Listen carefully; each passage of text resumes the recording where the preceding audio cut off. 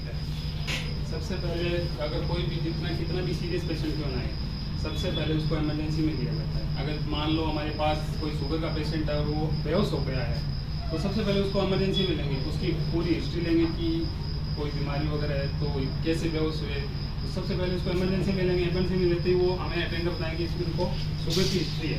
तो शुगर में बेहोश होने का कारण यही है कि अगर उनका शुगर लेवल डाउन हुआ, डाउन होने के बाद पेशेंट बेहोश हो गया, या मान लो कोई एक्सीडेंट का पेशेंट आया, कोई कहीं जो फ्रैक्चर है या कहीं ब्लीडिंग हो रही है, तो उस पेशेंट को सबसे पहले हम इमरजेंसी में लेंगे। अगर कहीं ब्लीडिंग हो रही है तो उसको स्टिचिंग वगैरह करेंगे, अगर कहीं फ्रैक्चर है तो उसको प्लास्टर वगैरह लगाएंगे। फिर उसको अगर जरूरत है कि हाँ इसको आईसीयू में शिफ्ट करना है, यहाँ से पेशेंट को सेटल करके कंडीशन उसकी ठीक हो गई, उसके बाद उसको आईसीयू में शिफ्ट कर देंगे। या उसकी ज़्यादा आईसीयू लाइक कंडीशन नहीं है तो उसको नॉर्मल वार्ड में शिफ्ट कर देंगे। या अगर डिस्चार्ज है तो उसको डे केयर में करके उसको बेड पे ट्रांसफर कर देंगे। तो ये सबसे पहले इमरजेंसी सिस्टम होता है। यहाँ पर dressing dressing normal day care में जो भी हम यूज़ में लेते हैं, जैसे किसी की पट्टी करनी है, किसी को प्लास्टर वगैरह करना है, कोई इमरजेंसी पेशेंट आ गया तो वो मॉनिटर लगे हुए, उसके अंदर 3-4 चीज़ें बताते हैं। एक तो पेशेंट का ब्लड प्रेशर बताता है, ठीक है, ब्लड प्रेशर बताता है, उसकी ऑक्सीजन लेवल कितना है उसका वो बताते हैं, और उसके अंदर उसका हार्ट रेट बताते हैं। ये चीज़ें उस मॉनिटर में पता चल जाती है। तो अगर पेशेंट का मॉनिटर लेते हैं, वाइटल लेते हैं, यहाँ पता चल जाता है पेशेंट की कंडीशन कैसी है। अगर पेशेंट का बीपी ज़्यादा है तो उसका अकॉर्डिंग मैनेजमेंट होगा। अगर पेशेंट की सेचुरेशन आ रही है तो उसमें पास में ही ऑक्सीजन लाइन लगी हुई है। सर वहाँ इंस्ट्रूमेंट के पास में आकर आप बता दो, जैसे डिजिटल है ना तो ये ज़्यादा बढ़िया रहेगा।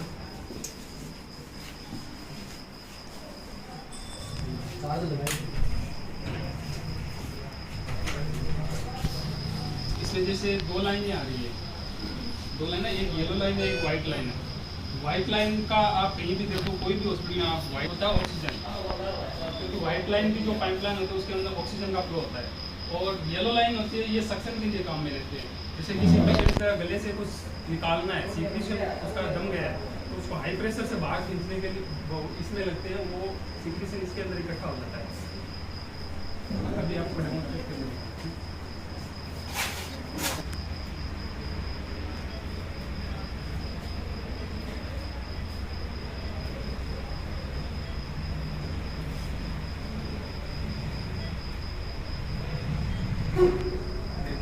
हमारे पास अभी 2 रीडिंग आई है, ये दोनों रीडिंग आ रही है इस कर्व थ्रो नीचे है।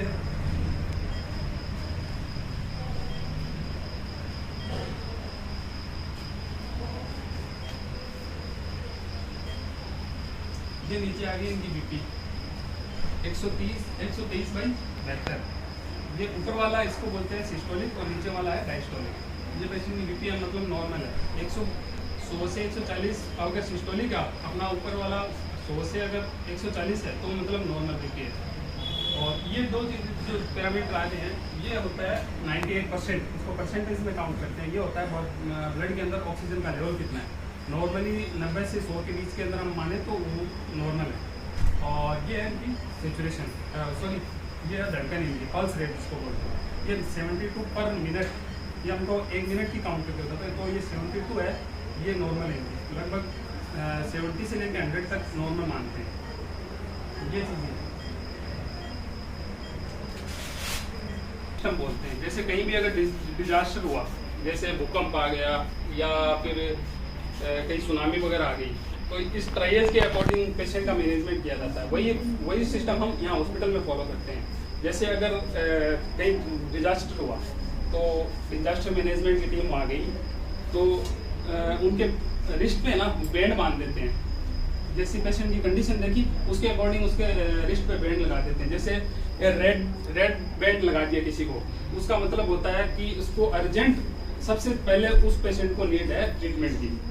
तो वो उनका काम होता है बैंडेज लगा देना, बैंड लगा देना। उसके बाद जो डिजास्टर मैनेजमेंट टीम होती है वो सबसे पहले मैनेजमेंट किसका करेगी, रेड बैंड वाले का, क्योंकि उनको सबसे ज़्यादा ज़रूरत होती है। फिर होता है येलो में जैसे पेशेंट हुआ, कोई एक्सीडेंट हुआ या फिर उनको सीवी हुआ है, यानी उनको थोड़ा हम डिले कर सकते हैं ट्रीटमेंट के लिए। उसका इतना नहीं है कि उसको सडन ट्रीटमेंट की जरूरत है, अगर आधा घंटा उनको निकल जाएगा कोई उनका दिक्कत नहीं होगी। उसके बाद हम ये ग्रीन जोन, ग्रीन जोन का मतलब जो माइनर इंजरीज होती है, जैसे कहीं यहाँ खरोच लग गई या फिर यहाँ थोड़ा कट लग गया या माथे में कहीं जो माइनर इंजरीज है उनको ट्रीट करने की कोई भी जरूरत नहीं है। अगर उनको भी हम ट्रीट कर देंगे तो वो भी हमारा मैनेजमेंट पैसा बन जाएगी। तो थर्ड लेवल पे इनका हो रहा। और जो ब्लैक है, ब्लैक का जो डेड पेशेंट आते हैं, जो डेड हो गए हैं या उनकी डेथ हो चुकी है, उनको ब्लैक, क्योंकि उनको कोई ट्रीटमेंट की जरूरत नहीं है, उनको सिर्फ वहाँ मोर्चरी में भेजना होता है। तो ये डिजास्टर मैनेजमेंट है। ये कोई भी अगर भूकंप हो, डिजास्टर होता है, वहाँ भी यूज में लेते हैं और सेम हॉस्पिटल में भी ऐसे यूज में लेते हैं, ताकि जो ज़्यादा से ज़्यादा पेशेंट की हम जान बचा सकें। उसके लिए हम ये ट्रायल सिस्टम यूज में लेते हैं हॉस्पिटल में। जो मशीन है हमारी वो रिपेयरिंग के लिए गई है, तो इसको हम जैसे डायरेक्ट टेप है हमारे पास, उससे कनेक्ट करते हैं। ये पेशेंट के जो चेस्ट है वहाँ पे इलेक्ट्रोड प्लेसमेंट होते हैं, इनको बोलते हैं इलेक्ट्रोड। ये V1 से लेके V6 तक होते हैं। तो इनको एक 1 से लेकर 6 यहाँ पर चेस्ट में प्लेसमेंट करते हैं। और ये इनको हम, ये है ECG सिस्टम। अभी हमारे पास वो नहीं है, वरना आपको डेमोन्स्ट्रेट करवा देंगे। ये चेस्ट हुई, चेस्ट का मिड सेंटर है, सेंटर के जस्ट पास में ये इस जगह लगेगी V1, उसके जस्ट सामने अपोजिट साइड में आएगी V2, और उसके जस्ट ऐसे राउंड बनाते हुए V3, V4, V5 और V6। ये क्लेविकल बोन है, इसके जस्ट मिड लाइन के अंदर ये V4 आती है। बस इसका ध्यान रखना, अगर ये हम सही लगा देंगे तो ये अपने आप राउंड अच्छे से बन जाएगा। ठीक है, ये हो गई। अब जो ये लिम वाली है, इसको V इनका नाम दिया हुआ है, V1, V2, V3, बट ये लिम नाम है इनका। और ये जैसे इनको बोलते हैं लिम, एक्सट्रीमिटीज में जो लगती है ये लिम है। राइट आर्म पे लगेगी वाइट, और लेफ्ट आर्म पे लगेगी ब्लैक। और ये तीनों का इस एंगल बनता है चारों का। ये राइट लेग पे लगेगी, ये लेफ्ट लेग पे लगेगी, तो इन चारों का एक एंगल बनेगा। फिर इनका जो ये हार्ट की इम्पल्स बताएगी, और ये इनके एक एंगल बना के इनका रिदम को बताएगी। तो ये चीज़ें, ये लिम्ब लीड हो गई, ये इलेक्ट्रोड लीड हो गई। होता है ना, उधर हमें एक दूसरी वायल और लेनी होती है उसके सामने। इसमें ये सेंट्रीफ्यूज मशीन है, इसमें एक वायल नहीं लगा सकते हम, हमेशा 2 वायल। और इसमें जितना ब्लड है ना, हमें उतना ही इसके सामने एक वायल में और लेना है। पानी वगैरह कुछ भी होता है, ब्लड अगर है हमारे पास तो बहुत सारे हैं, इसके सामने वाला हो जाता है। ये दोनों थोड़ा बहुत अंतर हो सकता है, कोई दिक्कत नहीं है। फिर इसको आमने सामने डालना है, आप देख लो एक बार, दोनों को आमने सामने। और सारी खाली, अगर 2 हो ना, अगर एक सैंपल और हो तो एक इसमें और इसके सामने दूसरा, ठीक है। और इसको 2 बार प्रेस करते ही ये ऑन हो जाएगी। ये सब में अलग अलग होती है सेंट्रीफ्यूज मशीन।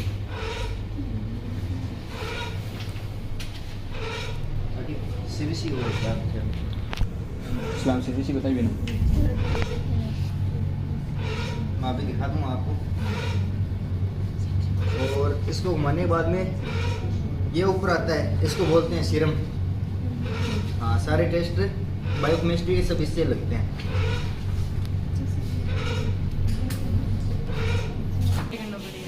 इसको बोलते हैं सीरम। और बायोकेमिस्ट्री जैसे शुगर, यूरिया, क्रिएटिनिन सब होते हैं, लिपिड, ये सब इससे लगते हैं। ठीक है। और आप क्या पूछ रहे हैं? जैसे आपको इसमें बता रहे हैं, यूरिया क्रिएटिनिन, किडनी का काम क्या होता है? ब्लड को फिल्टर करना। किडनी का काम होता है ब्लड को फिल्टर करना। तो जैसे ही किडनी ने अपना काम फंक्शन बंद कर दिया, उसमें या कोई उसमें इन्फ्लामेशन हुआ, कोई भी क्रोनिक इन्फेक्शन हुआ, उसकी वजह से उसका काम है वो डिस्टर्ब हुआ, तो उसके वजह से वो पूरा वेस्ट है वो बाहर नहीं निकाल पाएगी। तो जो यूरिया क्रिएटिनिन का लेवल है वो धीरे धीरे उसमें अपनी बॉडी में बढ़ता रहेगा, और किडनी का फंक्शन है वो धीरे धीरे और बढ़ जाएगा। एक कंडीशन ऐसी है कि जो वो वेस्ट प्रोडक्ट को बाहर निकालना ही बंद कर देगी, अपना पूरा फंक्शन बंद कर देगी। तो उसके लिए उसका डायलिसिस होगा। तो मैं आपको डायलिसिस डिपार्टमेंट भी अपने पास वहाँ पे दिखाता हूँ कैसे उसको पेशेंट का डायलिसिस होता है, कैसे उसको ये आपका क्या प्रोसेस है? रिक्वायरमेंट नहीं होता तो अपने वो WBC काउंट वाली जो वो टेस्ट ट्यूब आती है ना ना, पहले तो क्या होता है, सब अलग अलग होता है, जैसे हाँ। एचपी अलग चेक करते थे, सब कुछ वो अलग HP वाला अलग। भी वो सिंपल वाला है, वो कलर मैच करके देखना करना तो उसमें अभी वो accuracy उसका क्या भी- है कि ये एडवांस मशीन हाँ। उसमें एक प्रोसेस में सारा कुछ उसमें काम होता एक्यूरेसी है। भी नहीं आती है हाँ। फिर इतना फिर केमिकल्स वगैरह भी बहुत कॉस्टली होते हैं जो सामान ये डायरेक्ट डायरेक्ट मशीन से कनेक्टेड है, हाँ ये डायरेक्ट मशीन से कनेक्टेड है। जैसे बच्चे को अपना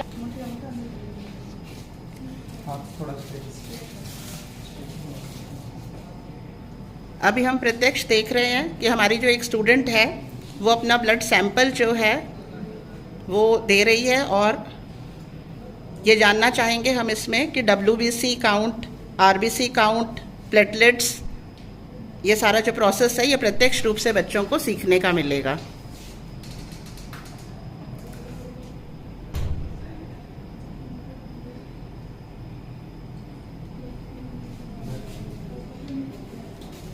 ये जो वाइल आती है ना, ये EDT वाइल आती है। इसके अंदर सैंपल डालने के बाद जैसे इसको घुमाते हैं, इसके अंदर केमिकल आता है EDT नाम से। वो केमिकल क्या है, पूरे ब्लड को अंदर इसमें क्लॉट नहीं होता है ब्लड है ना, होने का क्लॉट, वैसे वो ब्लड का क्लॉट नहीं होता काफी टाइम के। ब्लड को कोगुलेट नहीं होने देगा। हाँ। मैं आपको दिखा देता हूँ। जो जमने से खून में जमने से अगर नॉर्मल वाइल में हम डालेंगे तो वो जम जाएगा। क्या नाम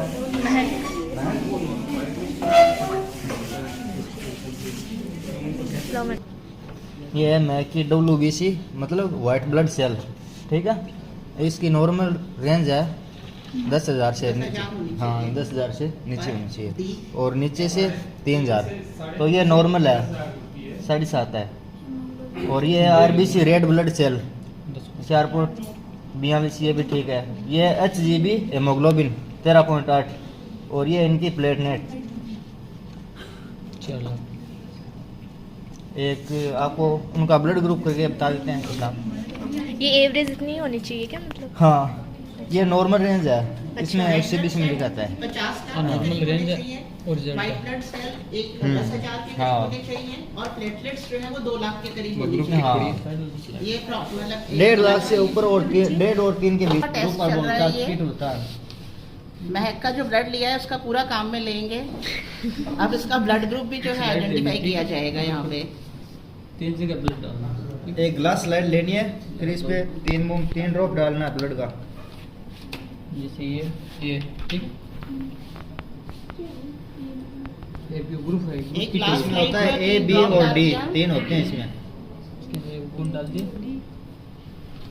एंटी ए, एंटी B और एंटी D 3 होते हैं इसमें। एंटी बी और एंटी डी। हाँ ये सेकंड पर एंटी बी, थर्ड पर एंटी डी। बहुत ध्यान से करना होता है, इसे हम टच ना करें, थोड़ा ऊपर से ड्रॉप डालें।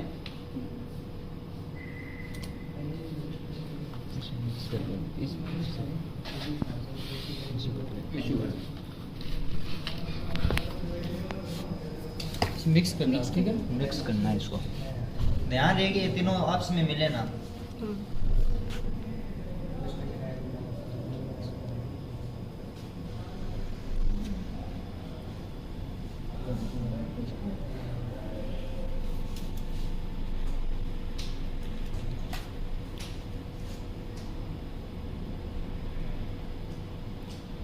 जैसे इन्होंने एक से मिक्स किया तो नहीं एक से नहीं किया, 2 ये दो वाइट, हो गया। ठीक है ना। एक से मिक्स करेंगे तो एक बार मिक्स कर दिया उसके बाद उससे नहीं करना है। ठीक है। ये भी ध्यान में रखना, इसको घुमाना नहीं, घुमाए बाद में रिजल्ट ही उठा जाएगा। A B D A, B और D महक का ग्रुप है A पॉजिटिव, ठीक है। किसी को आपको प्लॉट आ इसमें गया था। टाइम लगेगा। A, B positive, A, B negative, इसमें बहुत सारे प्रोसेस हैं, वो अभी आपको पता नहीं लगेगा, इसमें काफ़ी टाइम लगता है। हाँ ये A हो गया और ये O हो बता गया। दो O का कैसे पता चलता है? A ये- पॉजिटिव ये देखो, ये B है, हाँ ये A और ये O हो गया, ठीक है। A Positive फट गया होगा और O फट गया, ये हो गया A A पॉजिटिव। भाई, अगर A ये पॉजिटिव O वाला फटता है ना, ये पॉजिटिव होता है। अगर ये नहीं फटेगा ना, ऐसा रहेगा तो नेगेटिव होगा। अगर ये हो गया ऐसा तो पॉजिटिव होगा। अगर A फट जाता और B भी फट जाता और O भी फट जाता तो कौन सा होता? A B positive, A B positive हो जाता। ये पॉजिटिव का है हमेशा, ये पॉजिटिव रहेगा, वो है ना, डी जो है वो फट जाएगा। फट जाएगा तो ये पॉजिटिव होगा, नहीं तो नेगेटिव होगा। अगर तीनों नहीं फटेंगे तो कौन सा होगा? ओ नेगेटिव होगा ये, हाँ ओ नेगेटिव होगा ये, ठीक है। अगर तीनों ना फटे तो हाँ, ये थोड़ा प्रोसेस लंबा है, इसमें काफ़ी टाइम लगता है। एक्सरे आपके पास में अगर है तो हमारे आप पास में बता तो दीजिए। एक्सरे है। हम वैसे तो हम सीटी वगैरह वो करते हैं, पर आप एक्सरे बता दीजिए, कोई बात नहीं। जितनी नॉलेज हमें यहाँ से मिल सके ना, हम वो लेकर ही जाना चाहते हैं बच्चों के साथ में। एक्सरे एक्सपोज वाला रूम ये पास में है, चलो मैं आपको दिखा। मैं चेस्ट का एक्सरे करके बता रहा हूँ आपको। क्या नाम आपका? इधर आओ। जब भी एक्सरे करें तो ध्यान रखना चाहिए हमारी दांतों की चीज कुछ भी नहीं होना चाहिए आगे। दोनों को नहीं करा रहे। इधर आओ। सामने। हाँ, साइड से दिखता चलो।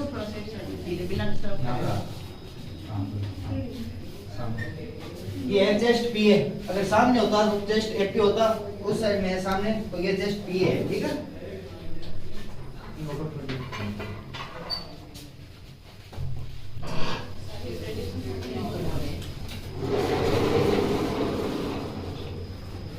रेडिएशन से ज्यादा बचना चाहिए। जितना ऐसा ज्यादा आप तो भी एक्सपोज हो अच्छे रहे हैं, ये नीड है ना, ये नीड,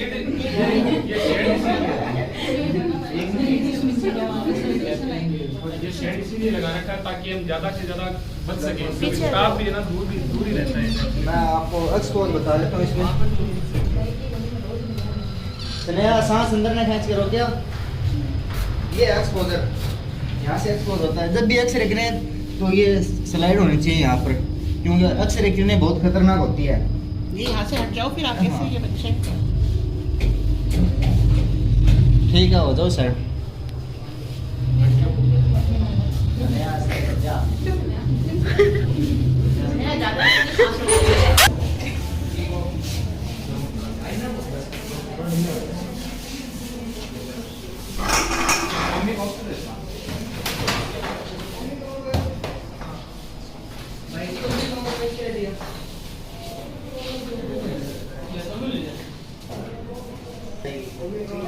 इसमें नाम लिखा है, पेशेंट नाम। SNEH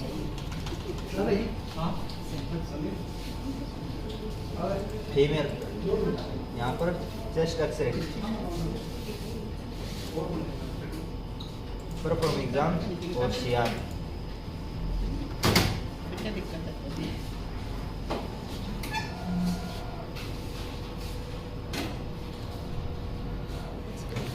उसमें पंखा थोड़ा तेज करिए।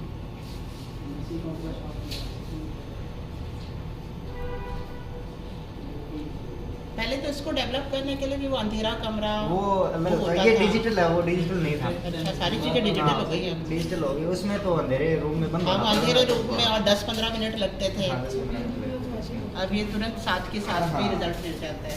उसमें एक बार एक्सपोज कर लिया, उसके बाद चेंज नहीं कर सकते थे हम। इसमें अच्छा। चेंज कर सकते हैं। चेंज कैसे करेंगे? जो एक्सरे आ गया वो तो आ एक्सरे, गया। हाँ, तो उसमें प्रिंट नहीं देंगे, उसमें जैसा कर दिया वैसा प्रिंट देना पड़ता था हमें। अच्छा, अब इसमें वो प्रिंट है ना, उसको ये कर लिया एक्सरे, अगर सही नहीं है ना हाँ। तो उसको वापस दोबारा एक्सपोज कर सकते हैं। अच्छा। हाँ, वही है जैसे वो फोटोज पहले खींच हाँ। लेते थे तो वो हाँ, खिंच इसको गई, delete खिंच कर गई। सकते हैं। वो खिंच गई वो खिंच गई इसमें तो ये है कि डिलीट कर सकते हाँ, हैं। इसमें वापस वो कर हाँ। सकते हैं। उसमें वेट करना पड़ता था कागज रखने के लिए। इसमें और जो एक बार आ गई, जैसी आ गई वैसी आ गई। हाँ। देख लेते हैं फिर। नया पूरी खाए, इसमें जो सुपारी खाते हो ना? इसमें जो राइट साइड जैसे पता चल जाता ये हो गई राइट साइड, ये आपकी लेफ्ट साइड है। वर्टिब्रा, जो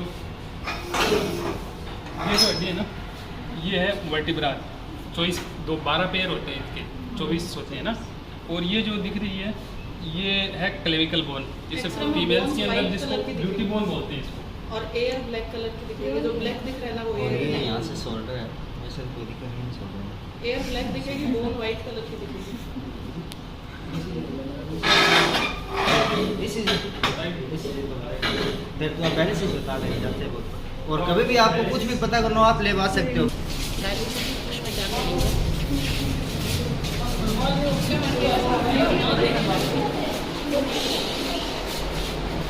उनका क्या है कि अभी जस्ट कंप्लीट हुआ है डायलिसिस, उनका जस्ट डायलिसिस अभी कंप्लीट हुआ है।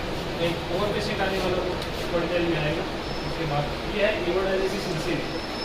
हीमोडायलिसिस का मतलब होता है किसी पेशेंट की अगर किडनी काम नहीं कर रही, वो घुटते हैं, वो काम नहीं कर रहे, उनको का काम होता है जो अपनी बॉडी के अंदर वेस्ट प्रोडक्ट होता है, खराब जो प्रोडक्ट होता है उसको बाहर निकालने का काम किसका होता है? किडनी का। तो किडनी जब काम नहीं कर पाती किसी पेशेंट की, तो उस कंडीशन में जो वेस्ट को बाहर निकालने का काम होता है वो हम इस मशीन के द्वारा करते हैं। इस मशीन से एक तरफ से पेशेंट का ब्लड निकालते हैं, इसके अंदर जाता है, ये वेस्ट को बाहर निकालते हैं, फिल्टर करते हैं, फिर वापस बॉडी के अंदर। जैसे इनके दो फिस्टुला लाइन से बना हुआ फिस्टुला, ये फिस्टुला इसके पूरा निकालते हैं और दूसरी इसके अंदर आता है, मशीन फिल्टर करती है ब्लड को, तो वापस बॉडी के अंदर भेज देती है। ये जो मैं आपको बता रहा था ना, यूरिया क्रिएटिनिन बढ़ रहा है, तो अगर किसी पेशेंट की किडनी काम नहीं कर रही तो उसका यूरिया क्रिएटिनिन बढ़ेगा, उसमें सांस लेने में दिक्कत होगी। यूरिया और जो वेस्ट प्रोडक्ट जैसे यूरिन है वो यूरिन नहीं बन पाएगा, क्योंकि यूरिन है क्या वेस्ट प्रोडक्ट है बॉडी का, तो वो यूरिन किसका काम होता है? किडनी का काम होता है, तो वो वेस्ट प्रोडक्ट बाहर नहीं निकल पाएगा। ये अभी आपको डेमोस्ट्रेट करवा देते हैं, लेकिन इनका अभी जस्ट डायलिसिस कंप्लीट हुआ है, तो आप देख पाते कैसे अंदर आता है, कैसे बाहर निकल रहा है। ये जो उसमें सोल्यूशन डालते हैं वो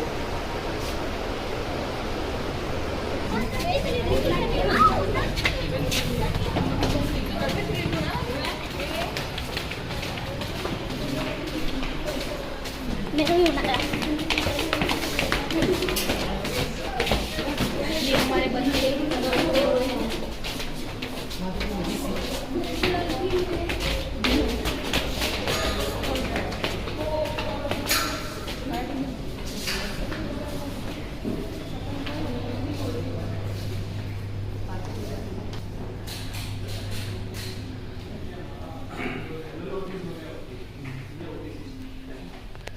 टेबल है, ये होती लाइट है, यहाँ पर पेशेंट रहता है। ये है एनेस्थीसिया मशीन, जो पेशेंट क्योंकि बच्चा जो माँ के पेट में रहता है तो उसका जो टेम्परेचर होता है वो ज़्यादा होता है, तो जैसे बाहर निकालने के टेम्परेचर बाहर का थोड़ा कम रहता है तो वो मेंटेन नहीं कर पाता, तो उसको जैसे डिलीवरी होने के बाद इस रेडियल वार्मर पे लेके आते हैं। इसके जो ये हीटिंग प्लेट होती है, यहाँ से टेम्परेचर मेंटेन करते हैं। ये रीड होती है, ये बेबी के बॉडी पे लगती है, तो ये बेबी का और ये जो इसका टेम्परेचर वो मेंटेन करके रखती है, ताकि बच्चे को हाइपोथर्मिया की कंडीशन ना हो। हाइपोथर्मिया वो कंडीशन होती है जब वो अपनी बॉडी का टेम्परेचर बिलो चल जाता है। हाइपो मतलब कम और हाइपर यानी ज़्यादा। ये कंडीशन फोटोथेरेपी मशीन है, वो उस साइड पड़ी है, आपको दिखाऊँ। फोटोथेरेपी मशीन बोलते हैं उसको। जैसे किसी को जॉन्डिस हो गया, पीवीएच को बोलते हैं, बच्चों को नॉर्मल बात है, नॉर्मल बात है, क्योंकि उसका बच्चे का लीवर है वो प्रॉपरली फंक्शन नहीं कर पाता, उसकी वजह से जॉन्डिस होना नॉर्मल बात है। तो उसमें ऐसे ही वार्मर होता है, यहाँ पे बच्चे को सुला देते हैं, फिर वो रेडिएशन मशीन है, वो बेबी के ऊपर जिसके अंदर ब्लू कलर की लाइट होती है, तो वो बेबी के ऊपर वो रेडिएशन देती रहती है, उसकी वजह से वो जॉन्डिस है वो रिजल्ट सही होता है। लेप्रोस्कोप है, तो इसकी वजह से इसमें ज़्यादा एनेस्थीसिया मशीन वगैरह आई के ऑपरेशन में एनेस्थीसिया मशीन वगैरह की रिक्वायरमेंट नहीं होती। यहाँ नॉर्मल सर्जरीज होती है, बड़ी सर्जरीज होती है वो हाई सेंटर जो बड़े बड़े आंखों के अस्पताल है वहाँ होती है। नॉर्मल सर्जरीज होते हैं वो हम यहाँ कंडक्ट करते हैं, तो वो लगभग 15-20 मिनट का प्रोसेस वगैरह होता है, तो यहाँ एनेस्थीसिया वगैरह मशीनों वगैरह उसकी जरूरत नहीं होती। नॉर्मल यहाँ से लगाते हैं, इतना एरिया सुन किया।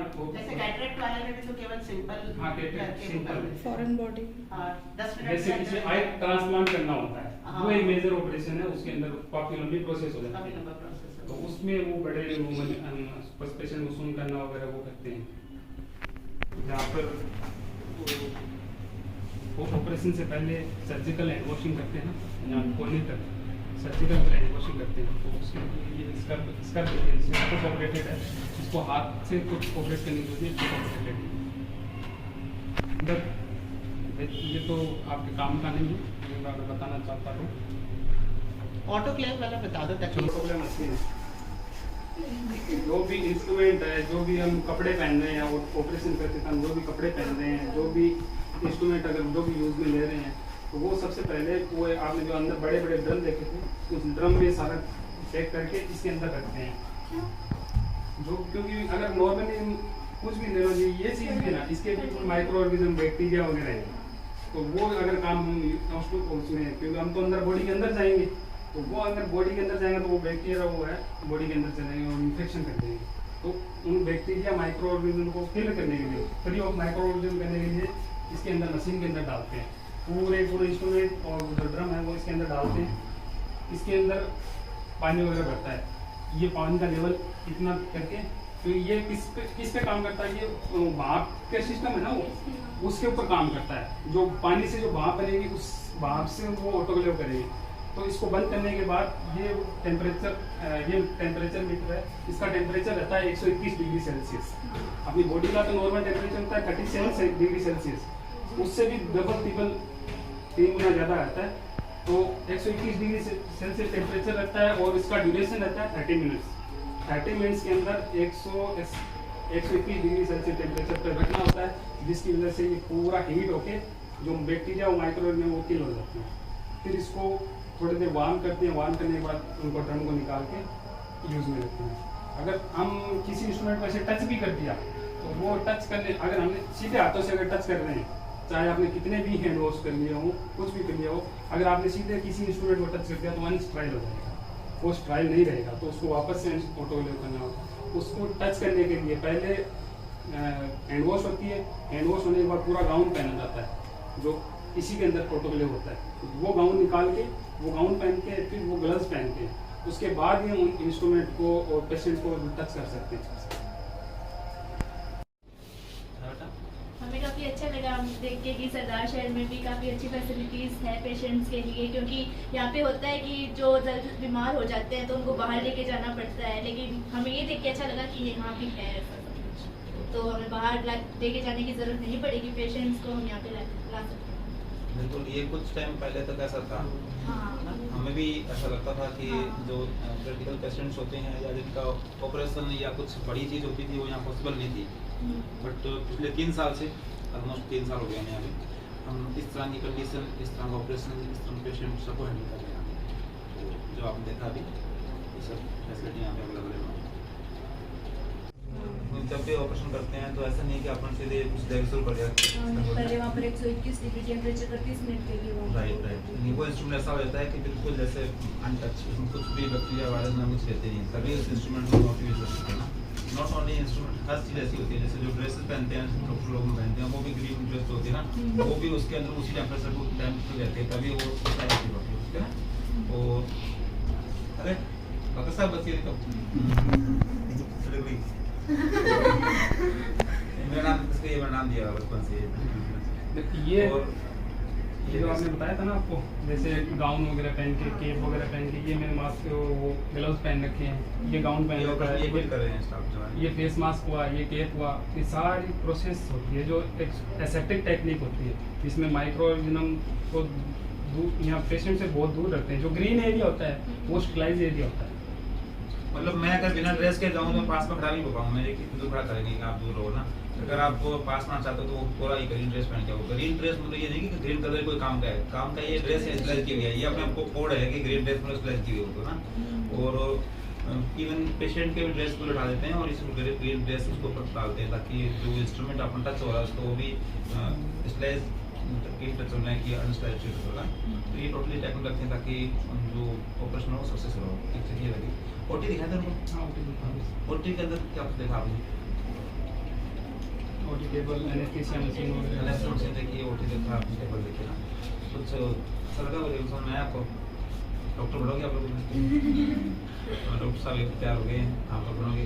एनीवे चलो, आपको कुछ आइडिया हो गया, कुछ और भी क्वेरी हो तो मुझसे पूछ सकते हो, या इन फ्यूचर कभी भी आप रिपीट कंसल्ट कर सकते हो। So nice. और आपको शायद आई थिंक काफ़ी अच्छा एक्सप्लेन किया होगा, कुछ समझ में आया? चलो ठीक है, ग्रुप फोटो हो जाएगी। मैं स्पेशल थैंक्स देना चाहूँगी डॉक्टर गफ्फार सर का, और मैं श्रीमती कमला देवी गौरीदत्त मित्तल महाविद्यालय से एक छोटी सी विजिट लेकर के आई थी अपनी बीएससी बीएड 4th ईयर के स्टूडेंट्स को, और उत्सुक हम इसलिए थे कि जो चीज़ हम थ्योरी में पढ़ते हैं, अगर हम प्रैक्टिकल में उस चीज़ को देखते हैं, जैसे आज बच्चों ने ब्लड ग्रुप का जो सिंपल सा ही होता है, हम लैब में भी करते हैं कई बार इसको, पर हमारे लैब में कई बार क्या होता है, केमिकल वो टेम्परेचर के कारण जो है केमिकल्स जो है वो प्रॉपर वर्क नहीं करते, तो सबका एक ही ब्लड ग्रुप आ जाता है ना। तो इसीलिए जो है फिर सर्टिफिकेशन का जो रिसेंट था, तो हमारे पास भी क्या है, सिंपल सर्टिफिकेशन मशीन है, तो उसमें इतना नहीं होता है क्योंकि वहाँ इतना ही वर्क होता है भाई क्लास के हिसाब से। तो बच्चों ने डिजिटल वो देखा, पूरा WBC काउंट करवाया, RBC काउंट करवाया, प्लेटलेट्स काउंट करवाई, ब्लड ग्रुप चेक करवाया और OT देखा, ऑटोक्लेव वाली मशीन जो हम केवल हॉस्पिटल में ही कर सकते थे।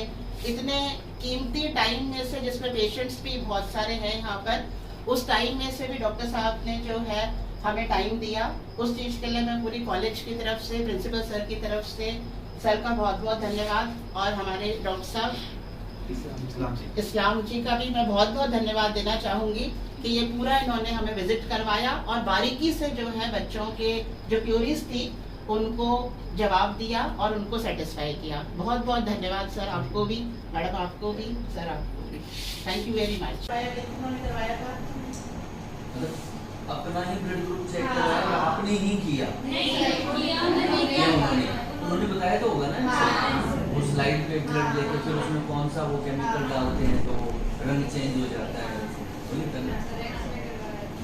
एक्सरे भी करवाया है, एक्सरे भी स्टूडेंट ने कब किया है, इसका किया है, 2 बार करवाया। आपने सीखा भी था कि कैसे करते हैं?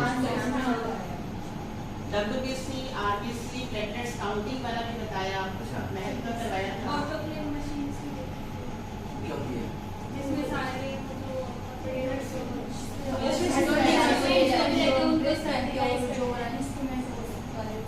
वो भाप से निकल मतलब जाता है। हॉस्टल से एक सुई में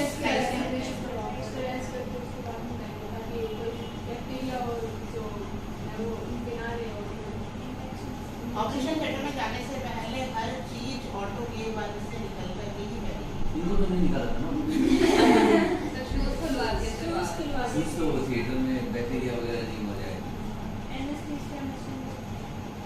एनेस्थीसिया भी सर्टिफिकेशन वाला भी डिजिटल वाली दिखाई देती है, बच्चों ने बताया था ब्लड का किया था, ब्लड का सर्टिफिकेशन। ये एनेस्थीसिया मैं तो चलो कॉमर्स का हूँ, एनेस्थीसिया एज वाइज देते हैं या ट्रीटमेंट वाइज देते हैं? ये दोनों चीजों पर डिपेंड करता है, एज पर भी डिपेंड करता है, प्लस ऑपरेशन कितना लंबा चलना है उस पर भी डिपेंड करता है। कितना सीरियस ऑपरेशन? हाँ, कितना सीरियस है, कितने घंटों तक चलेगा, बॉडी और बॉडी के कौन से पार्ट पर करना है, कई चीजों पर डिपेंड करता है।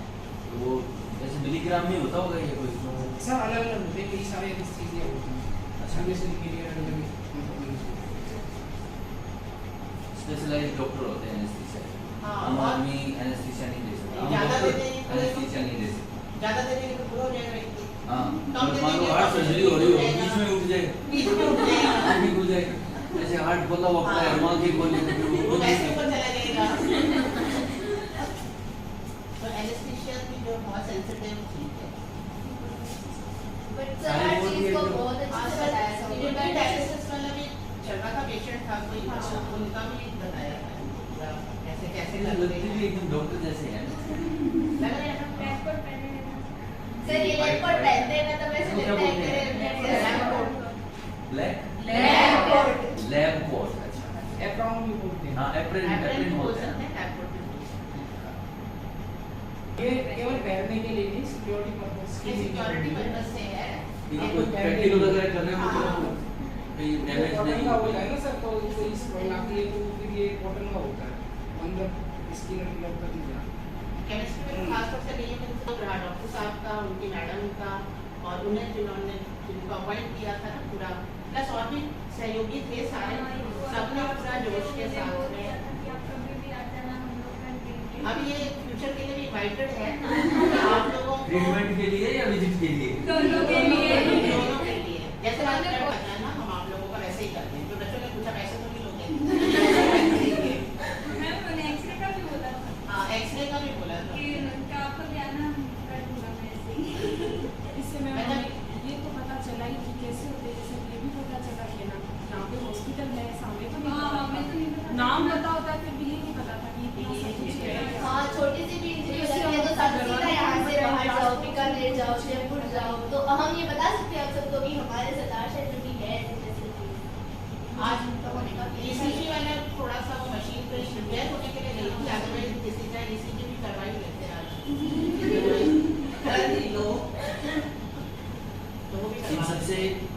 जितने भी वहाँ पे आपने इक्विपमेंट्स देखे हैं ना, जितने भी लोग कितने गए हो, 14 लोग गए और आप सही 14 हो,